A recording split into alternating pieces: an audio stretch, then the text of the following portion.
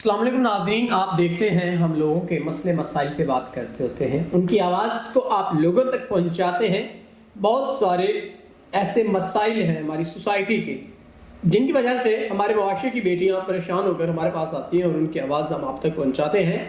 آج بھی ایک معاشرے کی ایسی بیٹی میرے ساتھ موجود ہے جو کہ کافی پریشان حالت میں میرے پاس آئی، تو آئیے ان کے تمام تر حقائق جاننے کی کوشش کرتے ہیں۔ السلام علیکم۔ وعلیکم السلام۔ اچھا بہن، آپ مجھے بتائیں کیا معاملات زندگی کے ہیں جن کی وجہ سے آپ پریشان ہیں؟ میں ایک اچھے اور امیر خاندان سے تعلق رکھتی تھی۔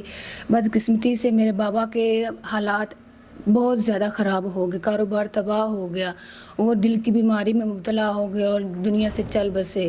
اب وہ قرض لینے والے لوگ ہمارے گھر میں آتے ہیں، طرح طرح کی باتیں کرتے ہیں کہ ہمیں اپنا جسم دے دو، ہم آپ سے قرض نہیں لیں گے۔ میں ایسا سوچ بھی نہیں سکتی، استغفر اللہ۔ میں ایسے پیسے پہ لعنت بھیجتی ہوں۔ میں 5 وقت کی نماز پڑھتی ہوں، قرآن پاک پڑھتی ہوں، لیکن اب میں نے فیصلہ کیا ہے کوئی اچھا انسان ہو جو میرا خیال رکھے، کوئی میرے سے نکاح کرے، مجھے عزت دے، میں نکاح کرنے کے لیے تیار ہوں۔ ناظرین، بہن نے واضح الفاظ میں بتایا، میں ہمیشہ سوال کر کے مکمل ان کی سٹوری جاننے کی کوشش کرتا ہوں اور آپ کی خدمت میں پیش کرتا ہوں۔ بہن نے اپنے تمام تر مسائل، اپنی تمام تر الجھنیں، تمام تر پریشانیاں آپ لوگوں کو بتا دی کہ وہ کس قدر پریشان حالت میں اپنی زندگی کو سروائیو کر رہی ہیں، اور ایک عورت کے لیے کس قدر مشکل ہوتا ہے اس معاشرے میں تنہا رہنا اور حالات کو فیس کرنا۔